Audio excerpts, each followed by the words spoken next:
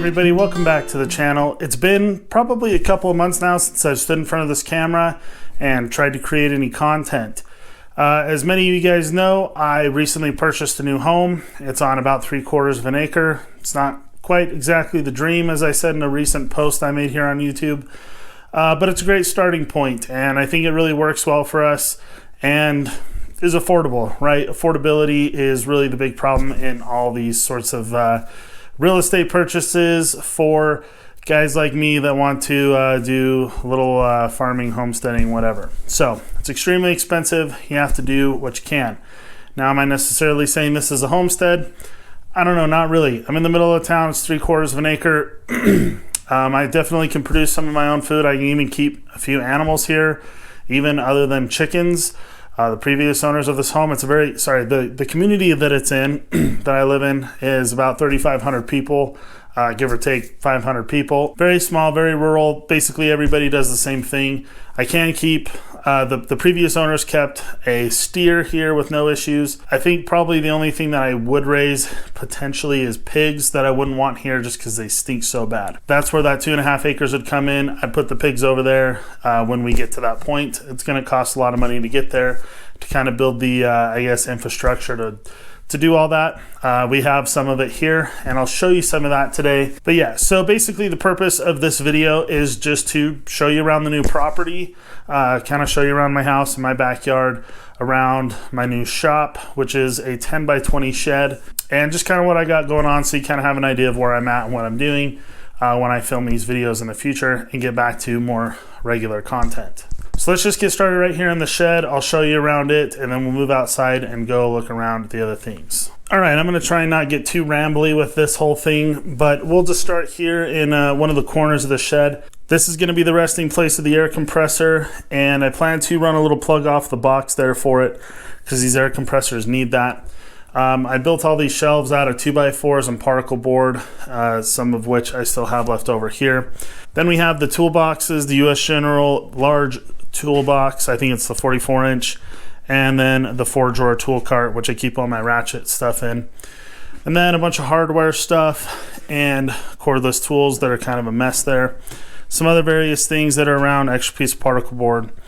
That tire changer, I'd like to get it installed somewhere so I can actually use it to change tires if I need to, but that's going to require me finding an actual good spot for it. We're gonna run a copper hose over from the air compressor over there over to, I say copper hose, copper pipe over to the hose reel here, which will go out the door.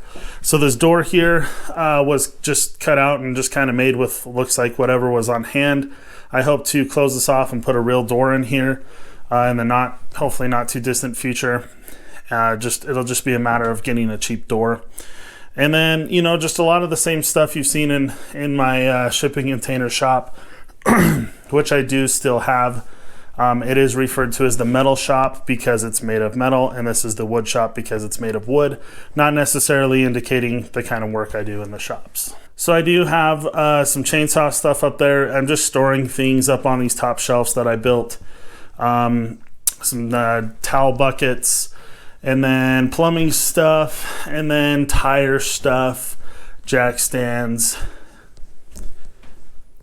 gas cans, things like that. One of the coolest things, there's a generator in the corner. One of the coolest things that was left behind to me is this aerosol cabinet. So this little metal cabinet has these places for all these aerosol cans, and they slide out.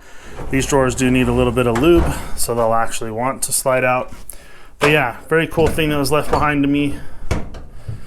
Oops. And then the table saw, the miter saw, the scroll saw I never use, and another spare engine. The filing cabinet. The original workbench with the Doyle bench vise that I just really haven't used as much as I would like to have, and that's why there's been no review on it.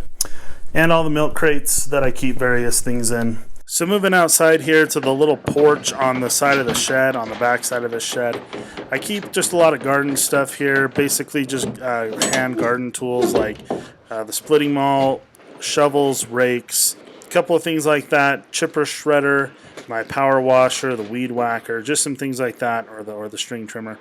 A couple of ladders, and then I do need to find a new home for my crane, being that I pulled it off the utility trailer that I had and then sold because I wanted to get a bigger one, and I've run out of money to actually buy the bigger utility trailer that I want to have. Of course, the dolly's there too, and just a couple of other things. This area does need to be cleaned up a little bit and organized a little bit better. But nice little addition on the backside of the shed. One thing is that the shipping container is right there, and I'd like to put a door into the shipping container as well, so I do need 2 good doors. Of course, I'm going to, again, have to buy them pretty cheap because I don't want to spend too much money on it. One last thing is you can see all the dirt butted up there against the porch, and that is a termite problem waiting to happen, so I do need to get that fixed. I did put all that there because I did think that I was going to put the shipping container in front of the little shed here, and then I decided against that because I really liked using that back door there. All right, moving on to the side of the wood shop, we have a pile of junk, scrap metal that needs to go to the scrap metal yard, so I'm not leaving a bunch of trash around. There is some stuff that needs to go to the dump there too, and then some sheet goods that I need to find a better spot to store. So this will get cleaned up and look a lot better here in the future, but there is this little workbench left behind that I plan to install, a little 4-inch vise left behind by the previous owner. Install it on there, just have a nice little outdoor vise for working on stuff. And then the lawnmower and the wheelbarrow that I'll probably store underneath this porch. Alright, so the next thing would be the firewood piles. So I've got some nicely stacked firewood piles here. Of course, you might say that's not nice. It's because this is the backside. I don't take the time to cut them all exactly the same length and mark them all out. I just cut the wood where it kind of makes sense to, as long as it's about, I don't know, 16 to 20 inches long, somewhere in between there. It'll fit in the stove. So I've taken some of those 250-gallon totes, I think they're called, and taken the cages and used them to kind of separate some firewood. And yeah, I'd like to have about 3 times this amount of firewood, and then keep adding to it, but always just keep about, I don't know, 4 or 5 cords at all times here at the house, because we'll go through a lot of firewood very quickly, especially being that it's mostly softwood and hardwoods are hard to come by in my area. Alright, going toward the back of the property now. This area that you can see here is where we'd like to eventually put a garden. I don't know if it'll be quite, fill the whole space. Probably won't. Probably will be too much to manage if we even go maybe even half that size. So I was left behind a nice burn barrel, which I've already used a little bit to burn some of the trash that was left here. And then I was left some railroad ties as well. So there's a railroad tie right here, which is nice to have, as well as a couple of others that I pulled away from the house that are here on the other side of the fence. So I think this is where they kept some goats. This is like a goat pen. I'm definitely not, trying to bash on the guy that used to own this property, but he definitely seems to have had something against finishing wood. Hardly any of the wood is finished here, and even some of the things that he built are not even roofed. They just have OSB on top and then no real roofing material. So I think he kept a horse in this pen here. Maybe it was where he kept his steer. I'm not exactly sure. So the guy that lived here before kept a horse in here. Nice little stable again. Something else, some more wood I'm going to have to finish. I think this is just going to get the old used motor oil treatment just to save money. So I don't know. I don't believe we'll have any animals here in the too near future, but definitely want to try and make it look, or at least try and preserve the wood for a little while, so that when that day does come, a few years down the road or whatever, we'll be ready to go. The fence all needs to be stained as well. So that's the neighbor's yard. I'm not going to show too much of that, just to not be rude. And then a little chicken coop. So I'm not sure how many chickens this would really house. I don't know, probably at least 9 or 10 pretty comfortably. We'll hopefully be getting chickens here as the first animals that we add to the place pretty soon. And I say pretty soon. I don't know if it'll even be in the next 6 months, but hopefully sooner rather than later.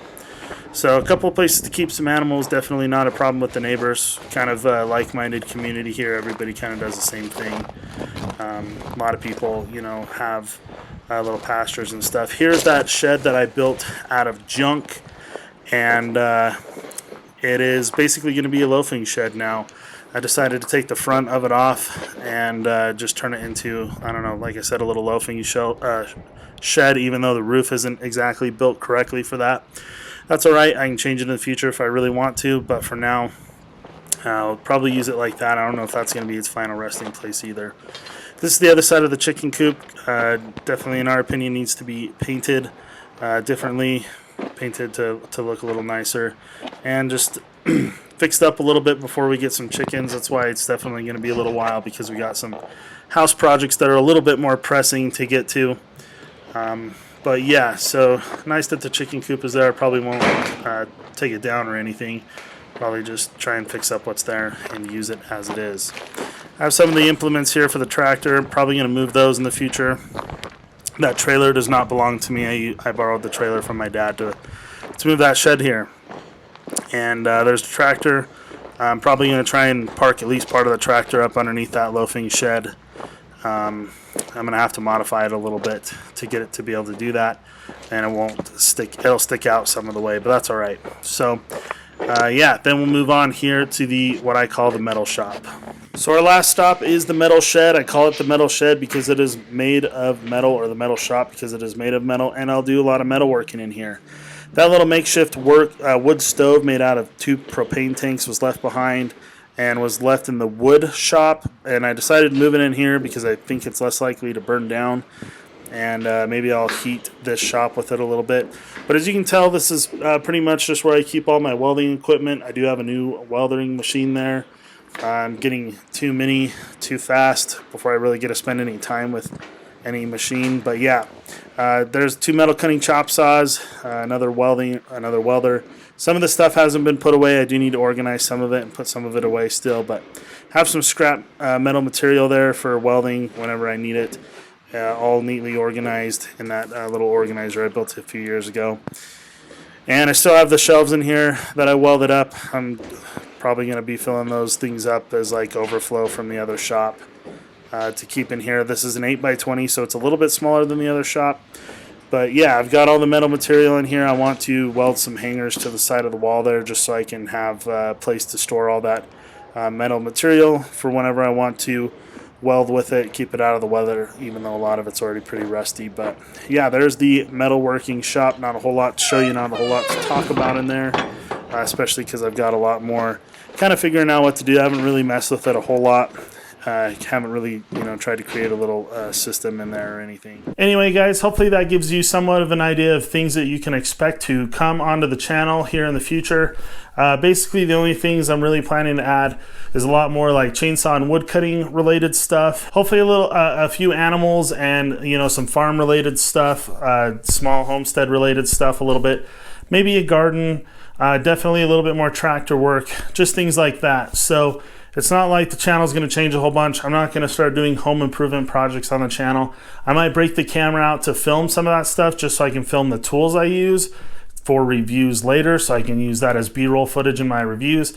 But that's about the extent that I'll go. I definitely want to keep this all kind of shop, garage related stuff like mechanic repairs, tool stuff, small engines, working on the vehicles, just maintaining and fixing things. Anyway, guys, really appreciate you watching. Looking forward to lots of projects.